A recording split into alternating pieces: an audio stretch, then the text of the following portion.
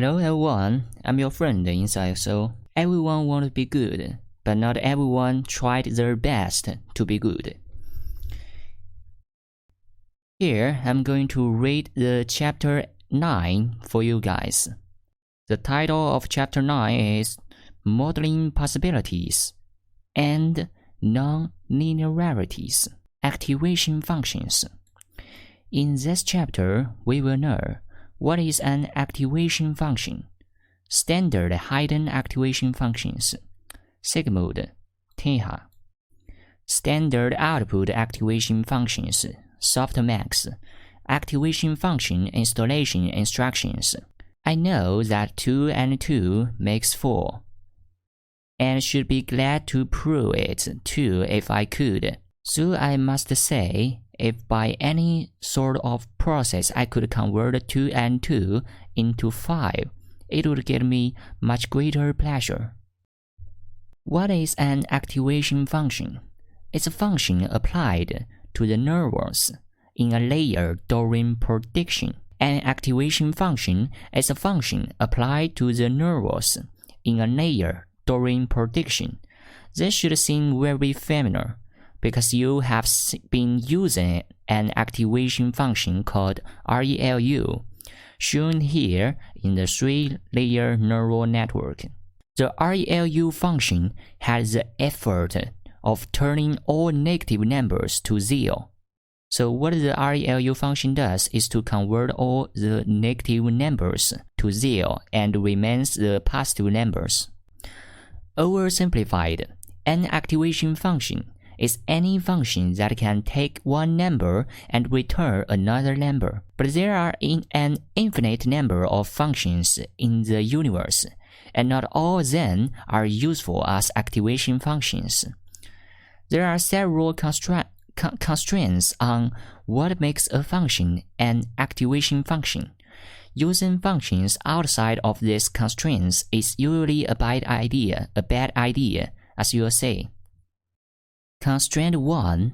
The function must be continuous and infinite in domain. The first constraint on what makes a proper activation function is that it must have an output number for any input. In other words, you shouldn't be able to put in a number that doesn't have an output for some reason. A bit overkill, but say how the function on the left, 4 distinct lines, doesn't have y values for every x value. It's defined in only 4 spots. This would make for a horrible activation function. The function on the right, however, is continuous and infinite in domain.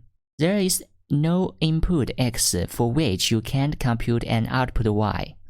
Okay, from here we can say 2 pictures. The left picture is the graph that represents a bad activation function, because for some kind of x, you can't get the y according to this function. But the picture right shows no matter what kind of x you give to the activation function, it can always return you a number. So that's a good activation function. Constraint 2. Good activation functions are monotonic, never changing direction. The second constraint is that the function is 1 to the ratio of 1. It must never change direction. In other words, it must either be always increasing or always decreasing. As an example, look at the following 2 functions. These shapes answer the question, given x as input, what value of y does the function describe? The function on the left, y equal to x times x, isn't an ideal activation function because it isn't either always increasing or always decreasing. How can you tell? Well, notice that there are many cases in which 2 values of x have a single value of y. This is true for every value except 0. The function on the right, however, is always increasing. There is no point at which two values of x have the same value of y. This particular constraint isn't technically a requirement, unlike functions that have missing values. Non-continuous, you can optimize functions that aren't monotonic, but consider the implication of having multiple input values mapped to the same output value. When you are learning in neural networks, you are searching for the right weight configurations to get a specific output. This problem can get a lot harder if there are multiple right answers, because you don't know which one is the real right answer. If there are multiple ways to get the same output, then the network has multiple possible perfect configurations. He don't know where to go. An optimist might say, hey, this is great. You are more likely to find the right answer if it can be found in multiple places. A pessimist would say, this is terrible. Now, you don't have a correct direction to go to reduce the error, because you can go in either directions and theoretically make progress. Unfortunately, the phenomenon the pessimist identified is more important. For an advanced study of this subject, look more into convex versus non-convex optimization. Many universities and online courses have entire courses dedicated to these kinds of questions. So that is to say, you cannot use an activation function that makes your neural network feel confused. You must give it a clear direction to improve itself, otherwise the neural network won't learn well. Constraint 3. Good activation functions are non-linear. They struggle or turn. The third constraint requires a bit of recollection back to chapter 6. Remember, sometimes correlation. In order to create it, you had to allow the neurons to selectively correlate to input neurons such that a very negative signal from one input into a neuron could reduce how much it correlated to any input by forcing the neuron to drop to 0 in the case of ReLU. As it turns out, this phenomenon is facilitated by any function that curves. Functions that look like straight lines, on the other hand, scale the weighted average coming in. Scaling something, multiplying it by a constraint like 2, doesn't affect how correlated a neuron is to its various inputs. It makes the collective correlation that's represented louder or softer. But the activation doesn't allow one weight to affect how correlated the neuron is to the other weights. What you really want is selective correlation. Given a neuron with an activation function, you want one incoming signal to be able to increase or decrease how correlated to the neuron is to all the other incoming signals.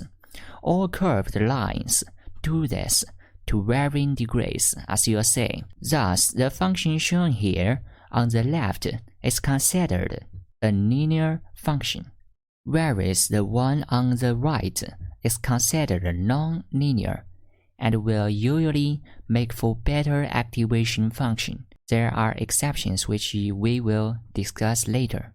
Okay, in the left side of the picture, you'll see a function which is a linear function because for us it's a straight line. That's why we call it linear function. It's a line. It's a straight line. But on the right side, you can see the function with a different shape. It's not a single line. It's a line that constructed from two different lines. Constraint 4. Good activation functions and their derivatives should be efficiently computable. This one is pretty simple.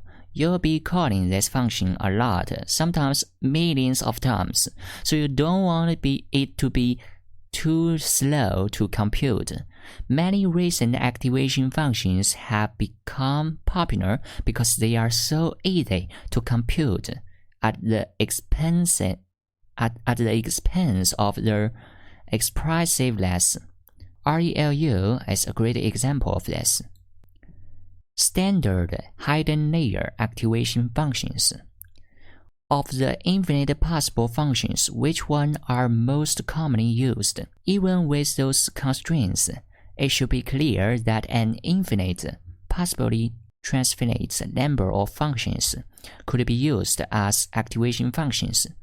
The last few years have seen a lot of progress in state-of-the-art activations, but there's still a relatively small list of activations that account for the vast majority of activation needs, and improvements on them have been made in most cases. Sigmoid is the bread and butter activation. Sigmoid is great because it smoothly squashes the infinite amount of input to an output between 0 and 1. In many circumstances, this lets you interpret the output of any individual neuron as a probability. Thus, people use this non-linearity both in hidden layers and the output layer. Okay, we use sigmoid to produce the probability of an item. Good. tanh is better than sigmoid for hidden layers. Here's a cool thing about tanh. Remember modeling selective correlation? Well, sigmoid gives varying degrees of positive correlation. That's nice. tanh is the same as sigmoid, except it's between -1 and 1. This means it can also do in some negative correlation, although it isn't that useful for output layers, unless the data you are predicting goes between -1 and 1. This aspect of negative correlation is powerful for hidden layers.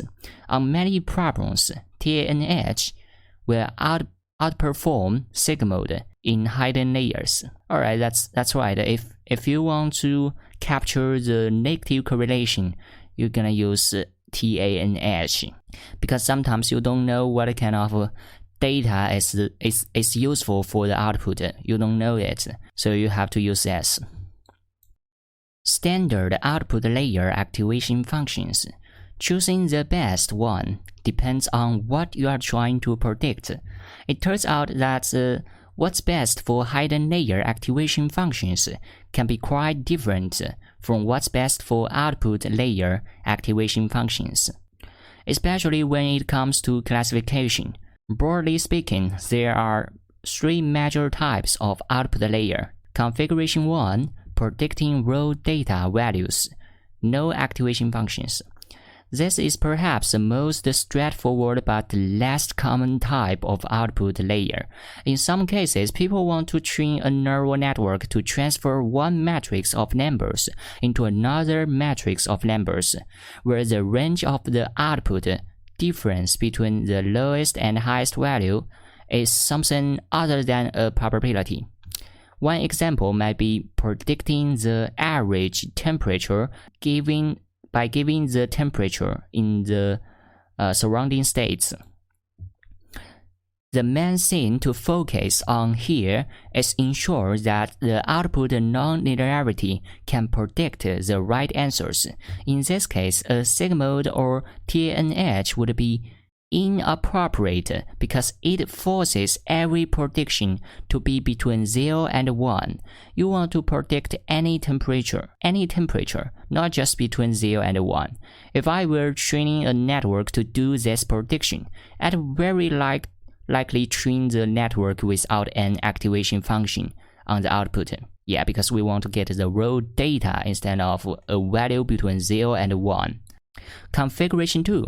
Predicting unrelated yes or no probabilities. Sigmoid.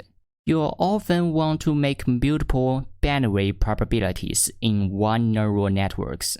We did this in the gradient descent with multiple inputs and outputs section of Chapter 5, predicting whether the team would win, whether there would be injuries, and the moral of this team, happy or sad, based on the input data. As an aside, when a neural network has hidden layers, predicting multiple scenes at once can be beneficial. Often, the network will know something when predicting one label that will be useful to one of the other labels.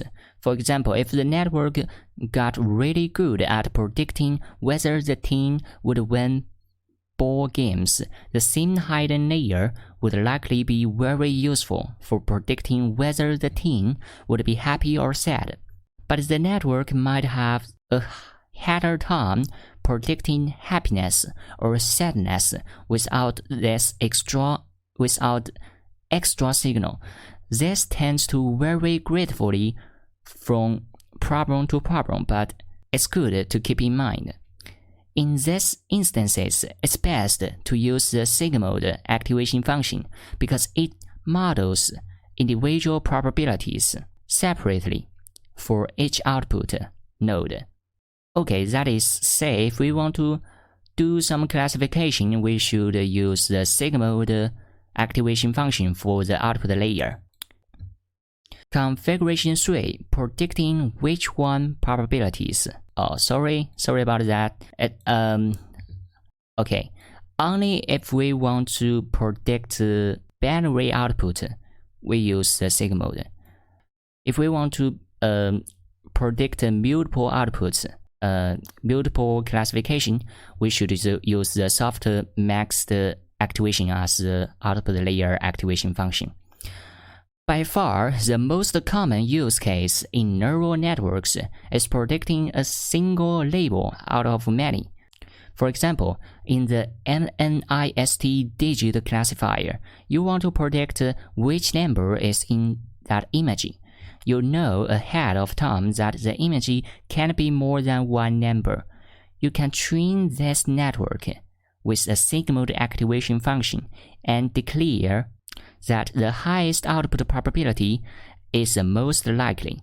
This will work reasonably well, but it's far better to have an activation function that models the idea that the more likely it's one label, the less likely it's any of the other labels. Why do we like this phenomenon? Consider how weight updates are performed. Let's say the MNIST digit classifier should predict that the image is a 9. Also say that the row weighted sums goes into the final layer before applying an activation function are the following values. Okay, you can see that the other numbers are 0, but the len corresponding value is 100. The network's row input to the last layer predicts a 0 for every node but 9, where it predicts 100. You might call this perfect.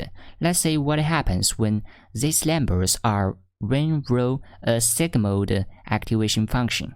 Okay, you would see something like this. Strangely, the network seems less sure now. Line is still the highest, but the network seems to think there's a 50% chance that it could be any of the other numbers. Weird. Softmax, on the other hand, interprets the input very differently. From the softmax activation function output, we could say that the line number is 1, and other numbers is 0. It's very clear for us that it is the line. This looks great. Not only is 9 the highest, but the network doesn't even suspect it's any of the other possible MNIST digits. This might seem like a theoretical flaw of sigmoid, but It can have several consequences when you backpropagate. Consider how the mean squared error is calculated. Only the sigmoid output. In theory, the network is predicting nearly perfectly, right? Surely it won't backprop much error. Not so far, sigmoid. Okay, this is the sigmoid with the MSE error function. We could say something like this. Look at all the error. These weights are in for a massive weight update, even though the network predicted perfectly. Why? For sigmoid to reach zero error, it doesn't just have to predict the highest positive number for the true output. It also has to predict a zero wherever else. Where softmax asks, which digit seems like the best fit for this input? Sigmoid says, you better believe that it's only digit 9 and doesn't have anything in common with the other MNIST digits. Okay, I got a little bit confused here about what he said about the sigmoid plus MSE error function. I don't know whether it is a good combination or it is a bad one. The core issue, inputs have similarity. Different numbers share characteristics. It's good to let the network believe that MNIST digits aren't all completely different. They have overlapping pixel values.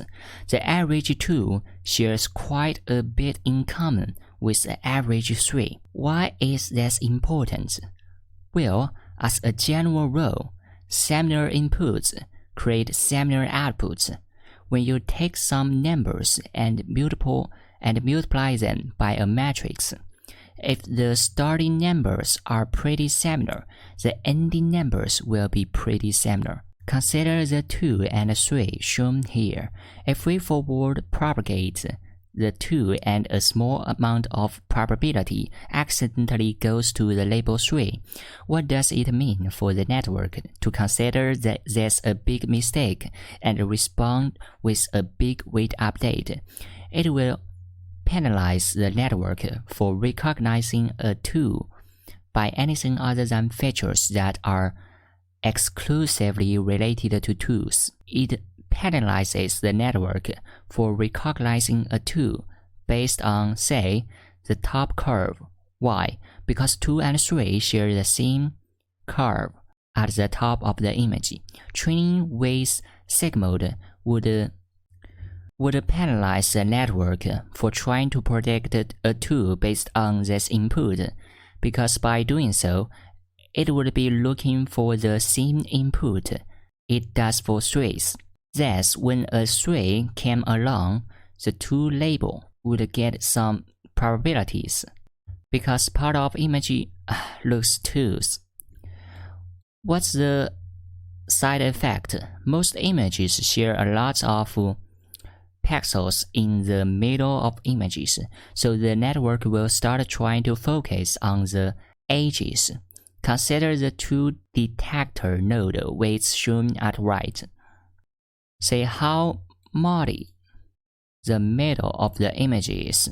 The highest weights are the end points of the 2 toward the edge of the image.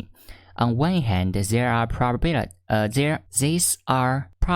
the best individual indicators of a 2, but the best overall is a network that sees the entire shape of what it is. These individual indicators can be accidentally triggered by a stray that's slightly off-center or being drawn in the wrong way. The network isn't learning the true essence of a 2 because it needs to learn 2 and not 1, not 3, not 4, and so on. We want an output activation that won't penalize labels that are similar. Instead, we want it to pay attention to all the information that can be indicative of any potential input. It's also nice that softmax probabilities always sum to 1. You can interpret any individual prediction as a global probability of the prediction as a particular label. Softmax works better in both theory and practice. Softmax computation. Softmax raises each input value exponentially and then divides by the layer's sum. Let's say a softmax computation on the neural network's hypothetical output values from earlier. I'll show them here again so you can see the input to the softmax. To compute a softmax on the whole layer, first raise each value exponentially. For each value of x, compute e to the power of x. E is a special number of this. The value of e to the power of x is shown on the right. Here's a graph about the e to the power of x. It will increase in a very speedy way. Notice that it turns every prediction into a positive number, where negative numbers turns into very small positive numbers and big numbers turn into very big numbers. If you heard of exponential growths, it was likely talking about this function or one very similar to it. In short, all the zeros turn into ones, because 1 is a y-intercept of e to the power of x, and the 100 turns into a massive number, 2 followed by 43 zeros. If there were any negative numbers, they turn into something between 0 and 1. The next step is to sum all the nodes in the layer and divide each value in the layer by that sum. This effectively makes every number 0 except the value for label 9. The lesson about softmax is that the higher the network predicts one value, the lower it predicts all the others. It increases what is called the sharpness of attenuation. It encourages the network to predict one output with very high probability. To adjust how aggressively it does this, use numbers slightly higher or lower than e when exploitation. Lower numbers will result in lower attenuation, and higher numbers will result in higher attenuation, but most people just stuck with e. Activation installation instructions. How do you add your favorite activation function to any layer? Now that we have covered a wide variety of activation functions and explained their usefulness in hidden and output layers of neural networks, let's talk about the proper way to install one into a neural network. Fortunately, you've already seen an example of how to use non-linearity in your first deep neural network. You added a ReLU activation function to the hidden layer. Adding this to forward propagation was relatively straightforward. You took what layer 1 would have seen without an activation and applied the ReLU function to each value. There's a bit of lingo here to remember. The input to a layer refers to the value before the non-linearity. In this case, the input to layer 1 is np dot layer 1 dot products to the weights between 0 and 1. This isn't to be confused with the previous layer, layer 0.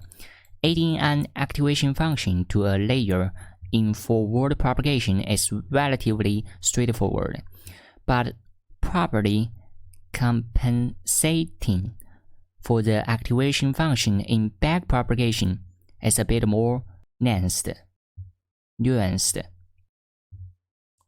In Chapter 6, we performed an interesting operation to create the layer 1 delta variable, where ReLU had forced a layer 1 value to be 0. We also multiplied the delta by 0. The reasoning at the time was because a layer 1 value of 0 had no effect on the output prediction. It won't have any impact on the weight update either. It wasn't responsible for the error. This is the extreme form of a more nuanced property. Consider the shape of the ReLU function. The slope of ReLU for positive numbers is exactly 1. The slope of ReLU for negative numbers is exactly 0. Modifying the input to this function by a tiny amount will have a 1 to the 1 effect if it was predicting positively, and will have a 0 to 1 effect if it was predicting negatively. This slope is a measure of how much the output of ReLU will change by giving a change in its input. Because the purpose of delta at this point is to tell earlier layers, make my input higher or lower next time, this delta is very useful. It modifies the data propagated from the following layer to take into account whether this node contributed to the error. Thus, when you backpropagate, in order to generate layer 1 data, multiply the backpropagated data from layer 2. Layer 2 data dot weights between layer 1 and layer 2 by the slope of ReLU at the point predicted in forward propagation. For each delta, the slope is 1, positive numbers, and for others it's 0, negative numbers. ReLU to DRIV is a special function that can take the output of ReLU and calculate the slope of ReLU at the point. It does this for all the values in the output vector. This begs the question, how do you make similar adjustments for all the other non-linearities that aren't ReLU? Consider ReLU and sigmoid. Here's the ReLU activation and here's the sigmoid activation graph. The important thing in these figures is that the slope is an indicator of how much a tiny change to the input affects the output. You want to modify the incoming data from the following layer to take into account whether a weight update before this node would have any effect. Remember, the end goal is to adjust weights to reduce the error. This step encourages the network to leave weights alone if adjusting them will have led to no effect. It does so by multiplying it by the slope. It's no different for sigmoid. Multiplying delta by the slope. To compute layer data, multiply the backpropagated data by the layer's slope. Layer 1 delta 0 represents how much higher or lower the first hidden node of layer 1 should be in order to reduce the error of the network. When there's no non-linearity, this is the weighted average delta of layer 2. But the end goal of delta on a nerval is to inform the weights whether they should move. If moving them would have no effect, they should be left alone. This is obvious for ReLU, which is either on or off. Sigmoid is perhaps more nuanced. Consider a single sigmoid nerval.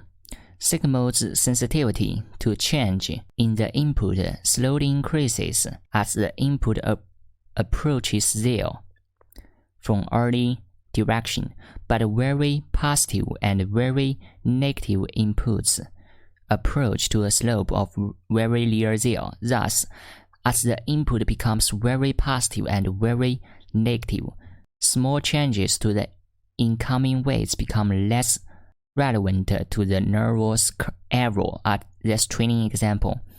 In broader terms, many hidden nodes are irrelevant to the accurate prediction of a 2. Perhaps they are used only for 8.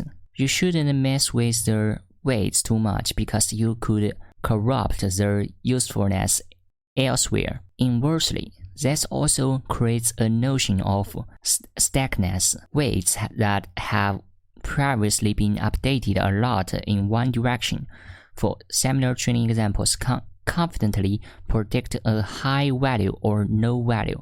These non-linearities help make it harder for occasional erroneous training examples to corrupt intelligence that has been informed many times. Okay, it is said that if you use the sigmoid as your activation function, it will have less chance to change your narrow network weights if they have trained many times on the right dataset. So it will have a better probability.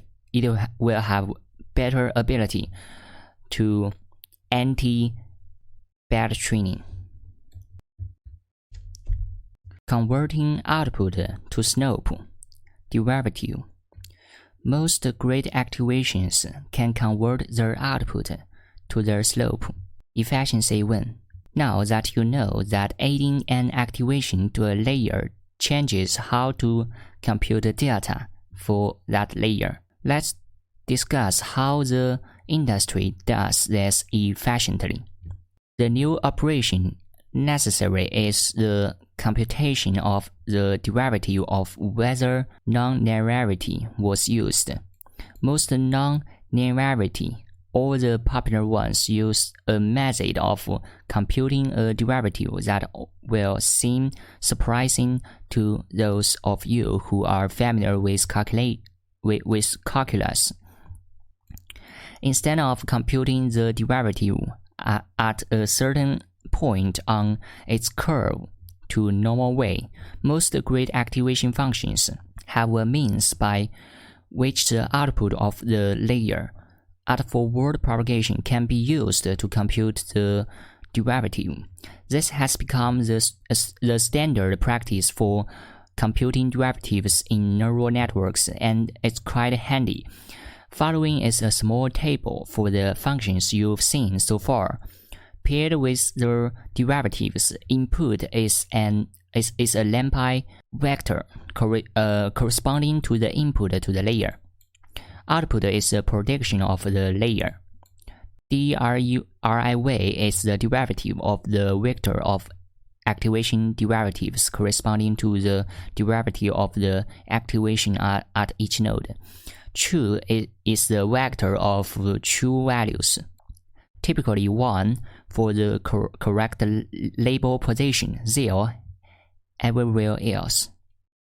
We got three clones.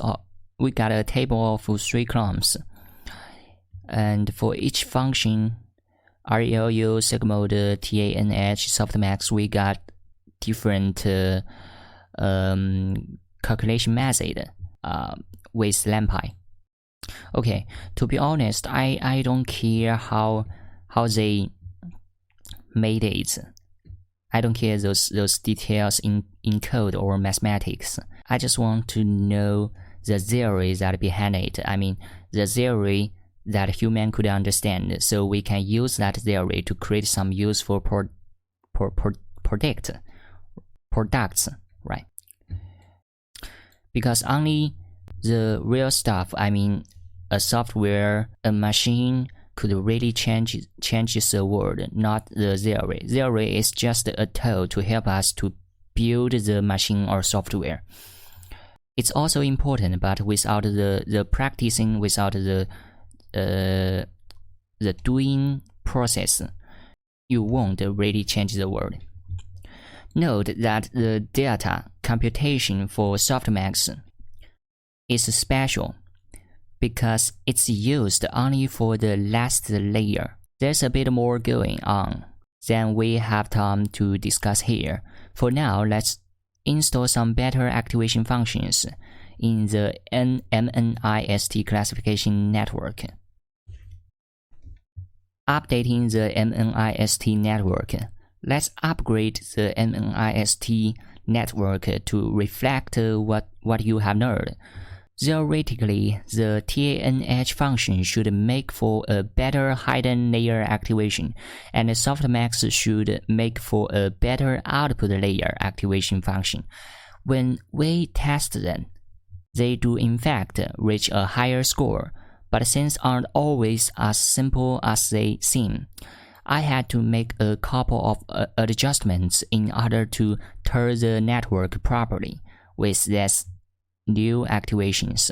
For tanh, I had to reduce the standard deviation of the incoming weights.